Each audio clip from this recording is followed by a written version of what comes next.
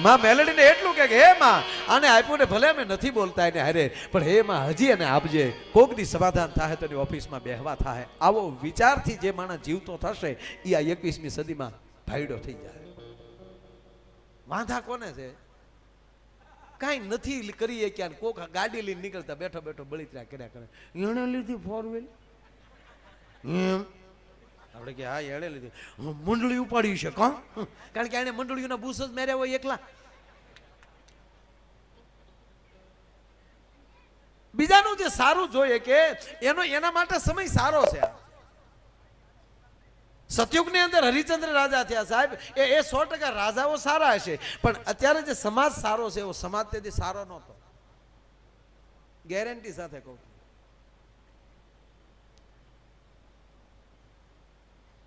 રામ અવતારમાં તમે ત્રેતા યુગમાં આવો તો ભગવાન રામને અવતાર ક્યારે લેવો પડે ભગવાન ક્યારે અવતાર લે માં ભગવતી અત્યારે મંદિરમાં જ હારા લાગે માં ભગવતી અત્યારે પ્રસન્ન થઈ અને સાક્ષાત એમ કહેવાય સમાજમાં ન નીકળે કારણ કે અત્યારે કોઈ રાક્ષસ નથી કોને સંહાર કરવા માં નીકળે અરે પધારો પધારો મૂળદાસ બાપુ વાહ વાહ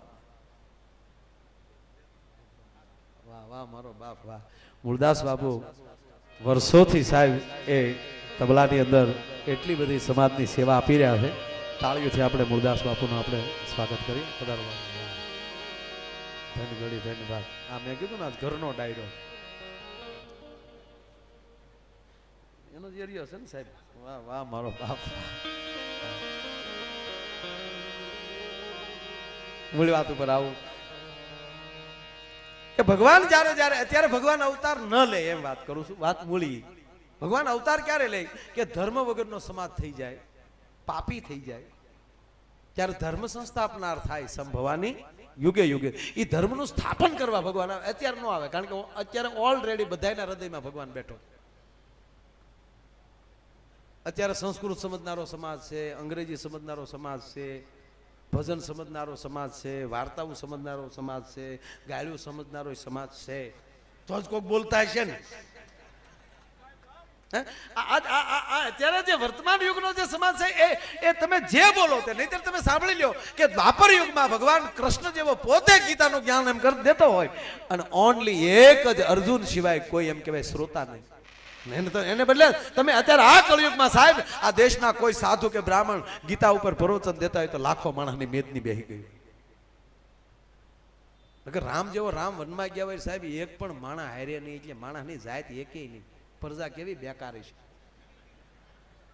હે એ તો વાલ્મીકી બાપુએ ને તુલસીદાસ બાપુએ બાપુ અયોધ્યાનો બચાવ કર્યો કે ભગવાને લીલા કરી અને પ્રજાને હુવરાવી દીધી અને ભગવાન એમ કહેવાય કે એ બધાને હુતા મૂકીને વૈયા ગયા તમારો રામ વનમાં જતો હોય તો સાહેબ તમને ઊંઘ આવે એમ કહો તમે ઘેન ન લાગે સાહેબ અરે છોડો સાહેબ ત્યારે હુતા મૂકીને વૈયા ગયા પણ ભરત હારે જ્યારે બીજી વાર ગયા ત્યારે ક્યાં કોઈને હુતા મૂક્યા ક્યાં મીટિંગ કરી પણ વૈયા આવ્યા તમાકુ સોલતા સોલતા બધા કે ભાઈ ભાઈ નો ડખો આપણે માથાકૂટ નો રીસ ને વાંદરા સિવાય કોઈ નો જોડાણું આરે બોલો અત્યારે ખાલી તમે એટલું કહો ને કે અમારે એલી ચોટીલા હાલીને જવું છે સાહેબ હારો માણસ કોઈ ચોટીલા હાલીને જવાની તૈયારી કરતો હશે ને 500-700 જણા અમથા હારે જોડાઈ જાય બધી રીતે યુગ હારો છે મેં પેલા કીધું તમને કે પેલા જો વડીલો સંબંધ કરતા ફાઇનલ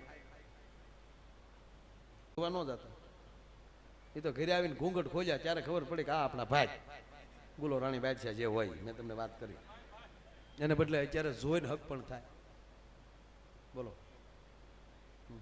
અને એમાં ગામડામાં જે શરૂ થયું ને એ તો હમણાં એક છોકરો કન્યા દીકરી જોવા ગયો ને એટલે કીધું વડીલોએ કે જો દીકરી રૂમમાં બેઠી છે મારો બાપ તમે વાતચીત કરી લો ઘડીક બેસો જાઓ જો દીકરી અહીંયા બેઠી ઓલો જેવો રૂમમાં અંદર ગયો ને ત્યાં તો ઓલી છોકરી ઊભી થઈ એ કે આવો ભાઈ આવો જા લે જોવા લે ઓલો ગપ દીન બારો નીકળી ગયો એને બાપાને થયું કે બધું ફાઇનલ થઈ ગયું કે કાંપટા પાકું કે આ બાપા પાકું તમારે એક દીકરી વધી મારે એક બેન વધી એટલે અમુક શાળા અત્યારે કરવા જેવા આમ તો નથી ન ફાવતો એ ધંધો ન જ કરવો એક છોકરો જોવા ગયો તો છોકરીએ પૂછ્યું હે ભાઈ તમે કેટલા બેન ભાઈ ઓલો કે 2 બેન ને 2 ભાઈ હતા હાથે 3 બેન ને 2 ભાઈ એટલે ખરેખર એમાં હજી ગામડામાં તો બહુ સારું છે હકીકત આપણે બધું ભલે આ રાજકોટ કહેવાય પણ કહેવાય તો આપણું ગામડું સૌરાષ્ટ્ર જ કહેવાય આપણે હજી બહુ ભગવાનની દયા છે હજી મર્યાદા છે. આપણે જે હાડલા ઓટક્યું આવું દેખાય છે. બહુ એમાં હાવ ગામડામાં તમે જાઓ ને, તમે એ છોકરી છોકરો જોવા ગયા હોય ને, એ તમે છોકરી છોકરો રૂમમાં બેઠા ને બાબુ, એમ ત્રાહી નજરે જોવો ને બહુ મજા આવે. એ છોકરી છોકરો બે રૂમમાં બેઠા હોય, એ વાત શું કરે, રામ રામ કરો, જોયા કરે આમ આમ.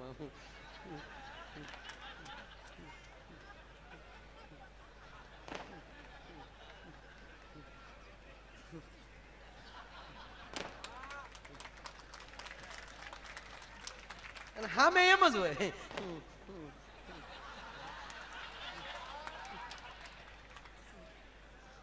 હા આમ જોયા કરે. એમાં એક છોકરો જોવા ગયો ને, છોકરો જોવા ગયો એટલે છોકરાને એમ છું કાંઈક પૂછું, એમ આવ્યો છું જોવા તો કાંઈક પૂછું.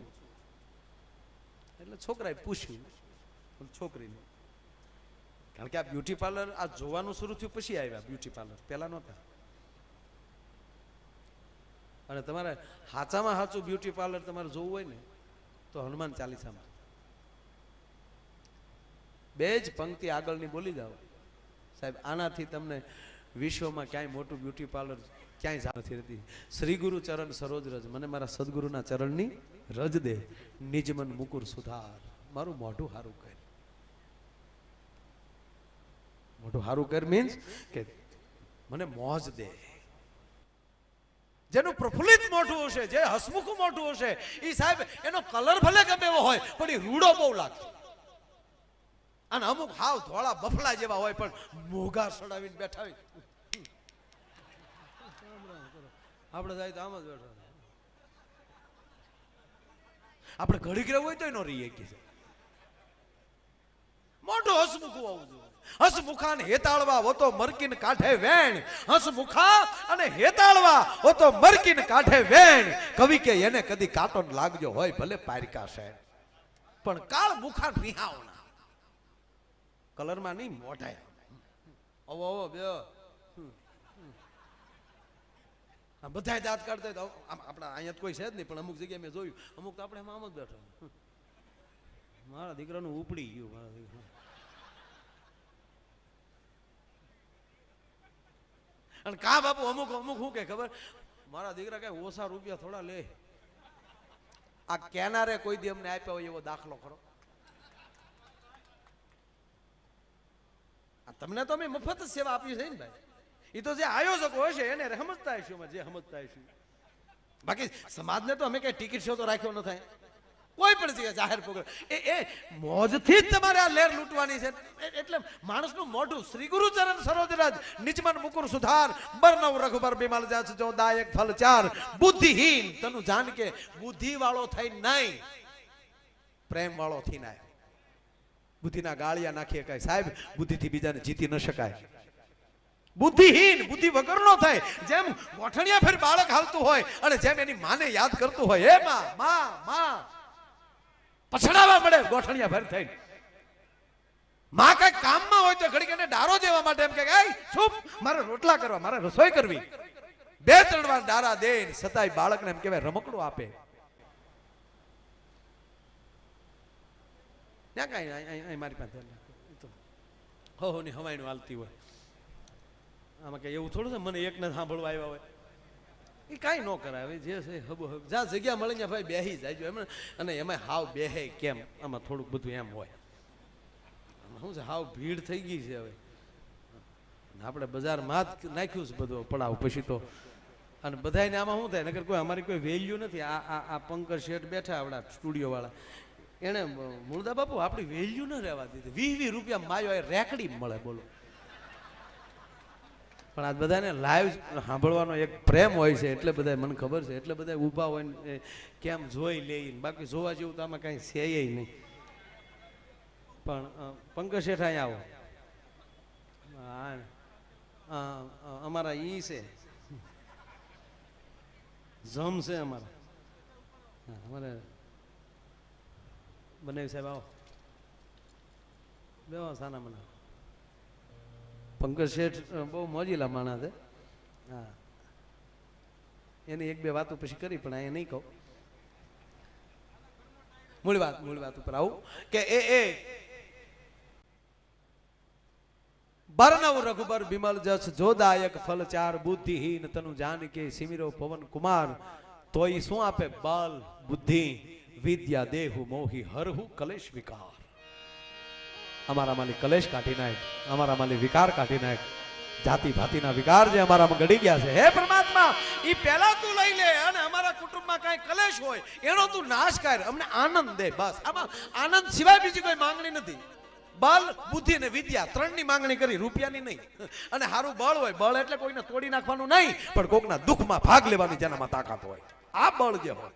બળ બુદ્ધિ, પવિત્ર બુદ્ધિ. કાલ પૂજ્ય મોરારી બાપુ અહીંયા રાજકોટ જ ઉતર્યા હતા અને આજ બપોરે મળ્યા ત્યારે વાત થતી હતી. સાહેબ પ્લેનમાં એની બાજુમાં એક ભાઈ બેઠા હતા, બાપુને જોયા એટલે એક જ બાજુમાં સીટ. બાપુ કે ક્યારનું મને પૂછવું હતું પણ પૂછી નહોતો એક તો, એટલે એને ધીરે ધીરે બાપુને છેલ્લે પૂછ્યું કે હે બાપુ તમે ભગવાન જોયા? ત્યારે પ્લેનની બારીમાંથી બીજના દર્શન કરાયા બાપુએ. કે તને સામે બીજ દેખાય છે એ ક્યાંય દોરડેથી બાંધી છે કે ફેવિક્વિકથી ચોંટાડી છે? કે ના, બસ ઈ જ પરમાત્મા છે, દર્શન કર લે ભલા માણસ. આપના થાંભલા કોઈ જોયા નથી, છતાં એક એક તારો જો તારું રક્ષણ કરતું હોય. કે બાપુ પુરાવો એટલો તું રોડ ઉપર આવ્યો જતો હોય, સ્ટ્રીટ લાઇટ નો લેમ્પે તારી માં પડે મરી જા. કોઈ દી થયું આવું કાંઈ? ટેસડો કરીને બલમમાં બેઠો છો, આકાશમાં ઉડશો, આનાથી મોટો ભગવાન શું હોઈ શકે? કે બાપુ જો ભગવાનની કૃપાથી જ સુખ મળતું હોય તો અમુક માણસો દુખી કેમ? ત્યારે બાપુ એને ટૂંકું કીધું, તમે તો સુખી છો ને? કે હા. તો તમે સુખી થયા એના માટે તમે ભગવાન પાસે કેટલી વાર આભાર માન્યો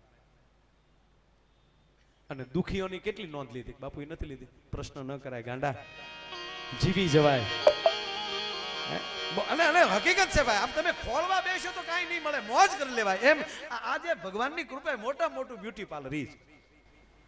પણ હવે આ જોવાનું શરૂ થયું ને ત્યારથી, જો પેલા જોઈને હક પણ નહોતા થતા. એનો એક દાખલો તમને નહીં આપું કે વડીલો સંબંધ કરતા ને, પણ એનો એક રેકોર્ડ છે, એક પણ છૂટાછેડાનો કેસ બન્યો નથી. વડીલોએ જે સંબંધ કર્યા એમાં એક પણ છૂટાછેડાનો કેસ બન્યો નથી. જોઈને કર્યા એમાં ઘણા, કારણ કે હામાં બે છેતર્યા. ઓલાને જોવા આવ્યા તો કોકના બંગલા દેખાડ્યા કે આ ભાઈનો બંગલો છે અને ભાઈ તો એક બહુ સારી નોકરી કરે છે. મન ફાવે એને ઉપર લઈ જાય, મન ફાવે એને નીચે લાવે. ત્યારે ખબર પડે કે લીપમાં નોકરો કરે ડોહા.